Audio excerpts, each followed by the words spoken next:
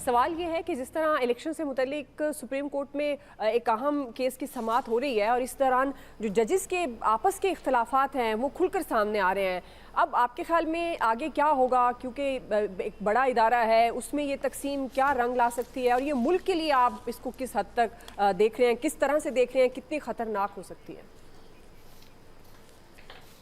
देखिए, मुल्क के हवाले से अगर हम बात करें तो हम तो बहसियत मजमूई जवाल कहें या खाई में कहें, हम तो पहुंच चुके हैं। हमारी कोई कल सीधी है ही नहीं बहसियत नेशन। कोई हम एग्जिस्ट करते हैं दुनिया में, हमारा एक मजाक बना हुआ है, चाहे वो सियासी मामलात हों, चाहे वो कानूनी मामलात हों, आप जो मर्जी इशू उठा लें। अब अगर इसको देखें तो आर्टिकल 176 के तहत अगर हम देखें, और सुप्रीम कोर्ट के कंपोजिशन एक्ट है 1997, ये 97 का एक्ट हुआ है जिसने 17 जजों की तादाद मुतय्यन की थी सजाद अली शाह के बाद, जहन में रखिएगा। तो इसके मुताबिक फुल कोर्ट कर लें और बैठ जाएं, अक्सरियत राय से कर लें, इत्तफाक राय से कर लें, फैसला कर लें। लेकिन अजीब व गरीब काम यह है कि जिस बेंच ने जस्टिस फायज़ ईसा और जस्टिस अमीनुद्दीन खान ने जो फैसला दिया, तो वो भी तो फिर गैर कानूनी बेंच था।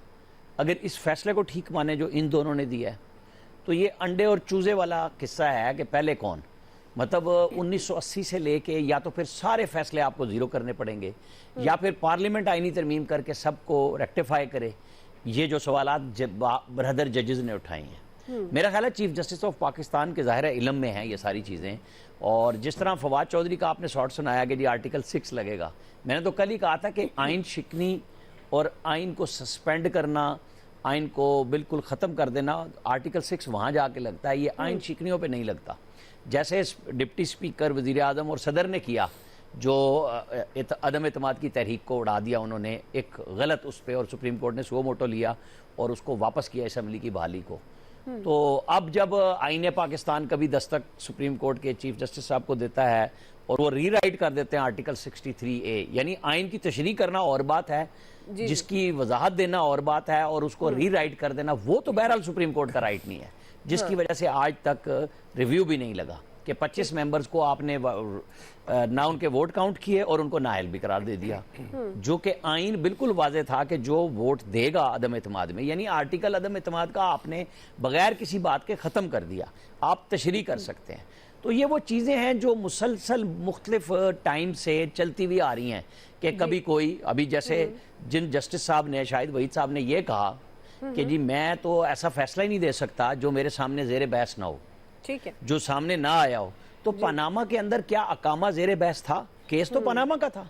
आज तक पनामा के ऊपर कोई बाद में हेयरिंग हुई? तो फिर जब वो कहते हैं कि जी ये मखसूस एक किस्म का उस वक्त 2016 वाला किस्सा शुरू हुआ, तो फिर बैठना तो सबके लिए पड़ेगा ना। ये नहीं हो सकता कि आज आप कहें कि इमरान खान साहब को इंसाफ आइन के मुताबिक देना है और नवाज शरीफ को आइन के से हट के या वो पनामा से निकाल के अकामा में देना है। तो ये फैसला बहरहाल सुप्रीम कोर्ट ने करना है। कैसे करेंगे, ये सबको मद्देनजर रखना चाहिए कि हमारा माजी अभी हमसे जुड़ा हुआ है और हम मुस्तकबिल में उसी तरफ जाने वाले हैं।